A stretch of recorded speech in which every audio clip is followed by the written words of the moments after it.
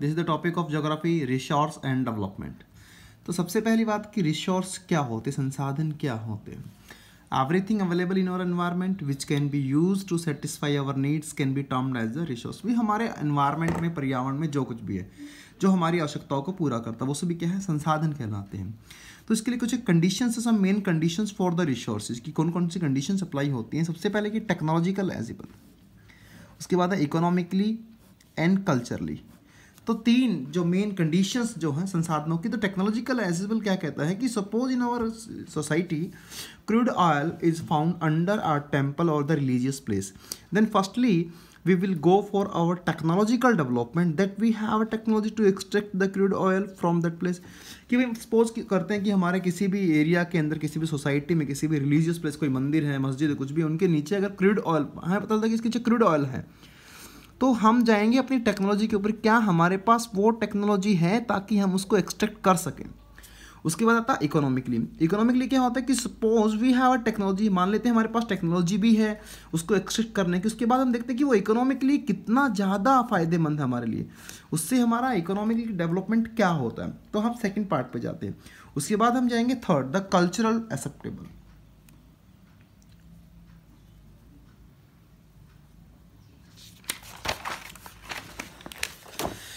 Cultural acceptable क्या कहता है कि suppose the resource is economic feasible, मान लेते हैं कि वो उस जो संसाधन है वो इकोनॉमिकली हमारे लिए स्ट्रॉन्ग, आर्थिक विकास उससे हमारा हो सकता है। Then we will go for the cultural development. हमारा कल्चरल डेवलपमेंट देखते हैं, as you know that we have discuss the first part that the crude oil is found under the religious place, कि भी क्रूड ऑयल जो है वो एक religious place के नीचे बताया गया है। तो अब देखते हैं कि सोसाइटी जो है वो परमिशन देगा गवर्नमेंट को उस रिसोर्स को एक्सट्रैक्ट करने की या नहीं देगा। देखिए अब अगर हमें किसी मंदिर के नीचे से क्रूड ऑयल निकालना तो ऑब्वियसली मंदिर को तोड़ना पड़ेगा, तो उसके लिए क्या है, कल्चरल डेवलपमेंट की सोसाइटी उसको परमिशन देता है या नहीं देता है। तो ये तीन के तीन जो एक्सेप्ट्स हैं वो हमने स्टडी किए। उसके बाद आता है कि these are the main condition for the resources, ये हम कर चुके हैं। उसके बाद कहते हैं कि human being interact with the nature through technology and create the institution to accelerate the economic development. कि मानव जो है वो कल्चर के साथ इंटरेक्ट होता है, उसके बाद इंस्टीट्यूशंस बनाता है, उसके बाद संसाधनों का विकास करता, उनसे उसका आर्थिक विकास होता है। This shows the relationship between the resource and its development. ये सब क्या शो करता है, रिलेशनशिप शो करता है, किसका, रिसोर्सेज का और उसके डेवलपमेंट का, संसाधनों का और उसके विकास का। उसके बाद कहता है every resource is not a free gift of the nature, some of them is create by human being. कि सभी के सभी, हम कहते हैं ना कि resources are the free gift of nature, कि सभी के सभी जो संसाधन हैं वो फ्री गिफ्ट नहीं है। कुछ रिसोर्स ऐसे हैं जो क्रिएट किए ह्यूमन बीइंग ने, जैसे कि एजुकेशन है। एजुकेशन एक प्राकृतिक संसाधन है, उसको क्रिएट किया किसने किया, ह्यूमन बीइंग्स ने किया है। ओके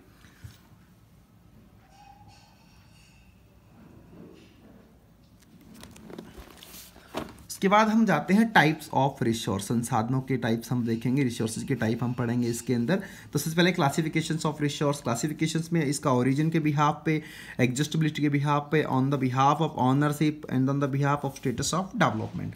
तो सबसे पहले आते हैं on the behalf of origin. Origin के बिहाफ पे टू टाइप ऑफ रिसोर्स है, biotic resource and abiotic resource. Biotic resource कौन से होते हैं, लिविंग थिंग्स होते हैं, obtain from environment directly, like the forest है, एनिमल्स हैं, ह्यूमन बींग्स हैं। अबायोटिक रिसोर्स क्या, नॉन लिविंग थिंग्स होते हैं, लाइक द रॉक्स हैं, माउंटेन्स हैं, लैंडफॉर्म्स हैं, वाटर हैं, ये क्या है, ये नॉन अबायोटिक रिसोर्सेज हैं। ये आप पहले भी बहुत बार पढ़ चुके होंगे, तो इनको नोट्स आप साथ साथ प्रिपेयर करते रहेंगे। हमने ओरिजिन के बिहाफ पे रिसोर्सेज को पढ़ा, बायोटिक एंड अबायोटिक रिसोर्स। इसके बाद आता है on the behalf of exhaustibility. Exhaustibility के बिहाफ पे two type of resources, renewable resource and non renewable, नवीकरण योग्य और अनवीकरण योग्य। रिन्यूएबल रिसोर्स क्या होता है, the resources which we can use again and again and they are reproduce by the physical, chemical and mechanical process. कि भाई वो संसाधन जिनका एक बार यूज करने के बाद पुनः दोबारा प्रयोग कर सकते हैं। फिजिकल, केमिकल, मैकेनिकल जो प्रोसेस होते हैं, प्रोसेस के बिहाफ पे जैसे कि सोलर एनर्जी है, विंड एनर्जी है, वाटर है, ये वो संसाधन एक बार यूज करने के बाद दोबारा से यूज कर सकते हैं। नॉन रिन्यूएबल क्या होता है, इसका उल्टा होता है, अपोजिट होता है। इसमें संसाधनों का एक बार यूज करने के बाद हम दोबारा से यूज नहीं कर सकते, जैसे कि हमारा कॉल है, नेचुरल गैस है, ऑयल है, न्यूक्लियर एनर्जी है, तो ये वो रिसोर्सेज है जिनका एक बार यूज करने के बाद दोबारा यूज नहीं कर सकते। उसके बाद आता है on the behalf of ownership. Ownership यानी कि स्वामित्व के आधार पर संसाधनों को हमने 4 भागों में बांटा है। फर्स्ट है individual resource, community resource, national resource, international resource. Individual यानी कि एकात्मक संसाधन, which is own by a privately, मतलब वो संसाधन जो प्राइवेटली, जिसके ऊपर किसी निजी स्वामित्व हो। जैसे कि आई हैव ए कार, मेरे पास एक कार है, तो वो एक इंडिविजुअल रिसोर्स हो, मेरा खुद का संसाधन है, मैं उसको यूज करूंगा। कम्युनिटी रिसोर्स क्या होता है, which is own by the community, जो किसके ऊपर किसी समुदाय का अधिकार हो, लाइक द की पार्क नियर आवर सोसाइटी, हमारी सोसाइटी के आसपास जो भी पार्क्स होते हैं वो क्या है, कम्युनिटी रिसोर्स है। उसके बाद आता है national resource, the resource which comes under the national boundary and if any country have a water boundary और the coastal area that is cover 12 nautical miles. मतलब ये कौन से संसाधन होते हैं जो किसी भी राष्ट्र की बाउंड्री, उसकी सीमा रेखा के अंदर, और अगर किसी राष्ट्र का, जैसे कि इंडिया के पास कोस्टल लाइन है, पेनिनसुलर इंडिया, हम आगे मैप में बताएंगे कि जिसके पास कोस्टल लाइन है उसका एरिया क्या है, 12 नॉटिकल माइल, मतलब बाउंड्री से 12 नॉटिकल माइल के डिस्टेंस में जो भी रिसोर्स आता है वो नेशनल रिसोर्स होता है। तो क्वेश्चन उठता है कि जो बाकी जो रिसोर्सेज होते हैं, भाई इंडिविजुअल रिसोर्स हो गया, कम्युनिटी रिसोर्स हो गया, that was also comes in the national boundary, तो क्या वो भी नेशनल रिसोर्स है? हाँ, हम इन सब रिसोर्सेज को नेशनल रिसोर्स कह सकते हैं। उसके बाद आता है international resource, the resources which comes under 200 nautical mile of the coastal country. किसी भी राष्ट्र के अंदर तटीय क्षेत्र जो भी है, कोस्टल लाइन जो है, वहाँ पे 200 नॉटिकल माइल, देखिए ये क्या था, 12 नॉटिकल माइल तक, ये क्या है, 200 नॉटिकल माइल तक जो रिसोर्स आता है वो होता है इंटरनेशनल रिसोर्स।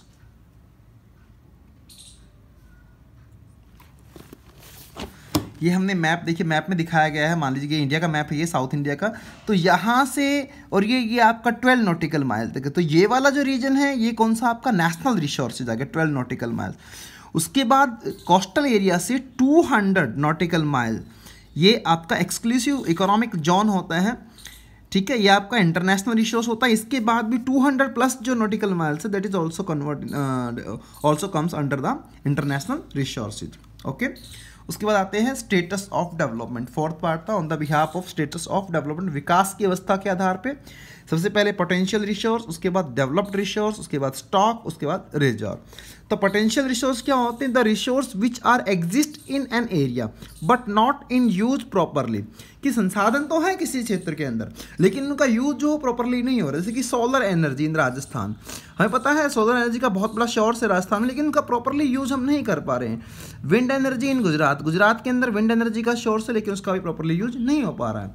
उसके बाद developed resource, the resource which have been surveyed and their quantity and the quality have measured and they are in use today। वो संसाधन जिनका सर्वे हो चुका है, उनको क्वांटिटी एंड क्वालिटेटिव एनालिसिस हो चुका है और उनका यूज भी हो रहा है। जैसे कि कॉल, इंडिया में आज 25,000 करोड़ टन कॉल का रिजर्व है। उसके बाद stock, the resource which are exist but we have not technology to use them, संसाधन तो है लेकिन कोई तकनीक नहीं है ताकि उसका हम यूज कर सकें, जैसे कि हाइड्रोजन है, नाइट्रोजन है।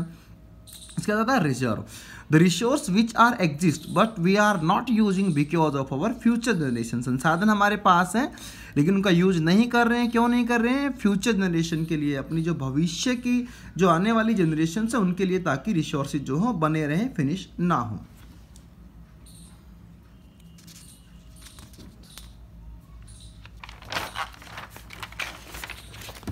उसके बाद आता है resource and development, resource and development, संसाधन और उनका विकास। तो सबसे पहले आता है कि रिसोर्स प्लानिंग। रिसोर्स प्लानिंग क्या होता है? कहता है resource are vital for human survival as well as maintaining the quality of life, बहुत ही ज़्यादा आवश्यक है ह्यूमन बींग्स के लिए और उसकी लाइफ को मेंटेन करके रखता है। In the modern day we are facing a number of the problems regarding resource because of the excess use of resources. आज हमारे पास बहुत सारी समस्याओं का हमें सामना करना पड़ता है। क्यों? क्योंकि बहुत ही ज़्यादा एक्सेस में हमने संसाधनों का यूज़ किया। तो एक्सेस में यूज़ किया तो बहुत सारी प्रॉब्लम्स हमारे सामने आती। तो मेजर प्रॉब्लम्स हमारी क्या रहेंगी? डिप्लेशन ऑफ रिसोर्सेज, जैसे कि ओवर यूटिलाइजेशन होता है, ग्लोबल इकोलॉजिकल क्राइसिस, इसमें ग्लोबल वार्मिंग जो हमने देखने को मिलता है, accumulations in the few hands, इसमें क्या कहता है कि resource are not equally divide in the society, society में इक्वली वो डिवाइड नहीं हो पाया।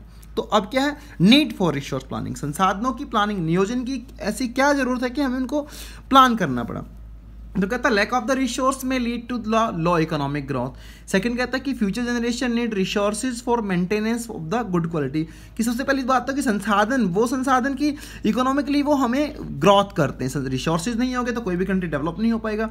उसके बाद अगर डेवलपमेंट होगा तो जो फ्यूचर जनरेशन होगा उसको भी उसकी आवश्यकता पड़ेगी, जरूरत पड़ेगी। ठीक है, तो need for the resource planning हमने किया है, मेजर प्रॉब्लम्स हमने इसमें किया है, रिसोर्स प्लानिंग हम लोग कर रहे हैं। आप नोट साथ साथ बनाते रहेंगे।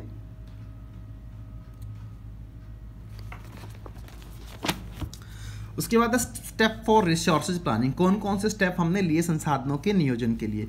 तो सबसे पहला identifications and the inventory of the resource. Second है evolving a planning structures. Third है matching the plan with the overall national development plans, कि सबसे पहले आइडेंटिफिकेशंस करेंगे, रिसोर्सेज का इन्वेंट करेंगे, उसके बाद एक प्लानिंग जो है, एक स्ट्रक्चर जो है उसको कंस्ट्रक्ट करेंगे। आफ्टर दैट जो स्ट्रक्चर रेडी हो जाएगा उसको हम मैच करेंगे ओवरऑल नेशनल डेवलपमेंट की, संपूर्ण राष्ट्र के विकास के साथ, कि नेशन का डेवलपमेंट कितना हुआ है इस रिसोर्स के बिहाफ पे। उसके बाद कहता है कि टेक्नोलॉजी प्ले अ की रोल इन रिसोर्स डेवलपमेंट, तकनीकी जो है वो एक की रोल है किसके लिए, संसाधनों के विकास के लिए। देखिए हमारे पास टेक्नोलॉजी नहीं होगी, तकनीकी ज्ञान नहीं होगा तो हम संसाधनों का यूज नहीं कर पाएंगे। वी कैन टेक एग्जांपल, हम एग्जांपल लेते हैं कॉलोनियल पीरियड का, जब हम गुलाम थे। India have a number of the resources but we have no technology to use them. In colonial period Britishers used our resources because they had technology that how to use the resources. Colonial period में Britishers ने हमारे संसाधनों का use किया, constructions of railway के लिए, constructions of bridges के लिए, उनका जो नेवियल वर्क था उनके लिए, उन सब के लिए उन्होंने क्या किया, हमारे संसाधनों का यूज़ किया। दैट मीन्स क्या था कि उनके पास टेक्नोलॉजी थी। ठीक है, that's why today we need to conserve our resource. इसीलिए क्या है, हमें आवश्यकता है कि हम अपने संसाधनों को कंजर्व करें ताकि फ्यूचर के लिए, जनरेशन के लिए वो बचे रहे। तो इसके लिए महात्मा गांधी ने स्टेटमेंट दिया, बहुत इंपॉर्टेंट, कई बार क्वेश्चन एग्जामिनर पूछता है कि there is enough for everybody's need but not for everyone greed, कि यहाँ सब कुछ है, एवरीबडी की आवश्यकताएं पूरी हो सकती है लेकिन ग्रीड, लालच किसी का पूरा नहीं किया जा सकता। तो ये स्टेटमेंट एग्जामिनर्स पूछता है बार बार, तो आप इन सब चीजों को ध्यान से आप इनको नोट करेंगे। उसके बाद नेक्स्ट पार्ट है हमारा लैंड रिसोर्स। लैंड रिसोर्स हम पढ़ेंगे, भूमि संसाधन कहता है कि we live on land, we perform our economic activity on land, we use it different way. हम जब भूमि पे रहते हैं, परफॉर्म करते हैं, अलग अलग तरीके से इसका प्रयोग करते हैं। We know that land is the finite, that's we have to use this resource carefully. Finite है भाई, ऐसा नहीं है कि लैंड जो हो बढ़ती जा रही है, हमारे पास, मेरे पास एक ज़मीन का टुकड़ा है तो वो 4 साल बाद अपने आप ही ऑटोमेटिक ग्रोथ कर जाएगा, वो जो है वो स्टेबल ही रहेगा। तो हमें इसके ऊपर केयरफुली इसका यूज़ करना हो। तो इंडियाज़ का लैंड डिस्ट्रीब्यूशन हमने दिया है, 43% जो है प्लेन एरिया है, 27% में प्लेट्यू रीजन्स है, 30% में माउंटेन्स है। Do you know India's total geographical area, क्या आपको पता कि भारत का टोटल जोग्राफिकल एरिया, भौगोलिक क्षेत्र क्या है? तो स्क्वायर किलोमीटर की बात करें तो 32,87,263 वर्ग किलोमीटर है। अगर मैं हेक्टेयर की बात करूँ तो 32870000 हेक्टेयर है। अगर मैं एकड़ की बात करता हूँ तो 810505,651 एकड़, इतना जो हमारा टोटल जोग्राफिकल एरिया है।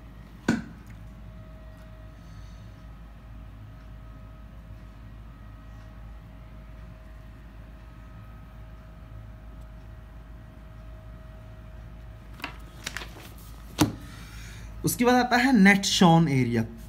नेट शॉन एरिया कुल बोई गई भूमि कितनी जमीन पे। Everyone know that India is a country of land and the agriculture, तो it is the total area sown with crops in a country. किसी भी राष्ट्र का कुल क्षेत्रफल, कुल भूमि जिसके ऊपर हम फसल उगाते हैं। In some state of India the net sown area is above 80%। कुछ राज्य ऐसे जिनमें नेट शॉन एरिया 80% से भी ज़्यादा है, जैसे कि पंजाब है, हरियाणा है। लेकिन अगर मैं बात करता हूँ नॉर्थ ईस्ट रीजन की, अरुणाचल प्रदेश, नागालैंड, कोहिमा, वहाँ पर क्या है ये 10%, एवरेज 10% की जगह तो 10% से भी बिलो है नेट शॉन एरिया। क्यों? क्योंकि वो हिली एरिया है। कहते हैं do you know land is degrade in India day by the human activity, की क्या आप जानते हैं मानव क्रियाकलापों से जो लैंड है वो डिग्रेड हो रही है डे बाय डे। देखिएगा इंडिया टोटल डिग्रेडेड एरिया, अगर मैं स्क्वायर किलोमीटर की बात करूं तो 13,000,000 किलोमीटर एरिया जो है वो हमारा डिग्रेड हो चुका है, और हेक्टेयर में 13,000,000 हेक्टेयर्स। तो 40% एरिया जो है वो डिग्रेडेड है, 60% जो है वो नॉर्मल एरिया है। अब लैंड डिग्रेड क्यों होती है? Due to the various reasons. Over irrigations, Punjab और हरियाणा में ओवर इरिगेशंस, यूपी के अंदर भी ओवर ग्रेजिंग से भी लैंड डिग्रेड होता है, गुजरात के अंदर, राजस्थान के अंदर ओवर माइनिंग से भी लैंड डिग्रेड होता है, छत्तीसगढ़, झारखंड।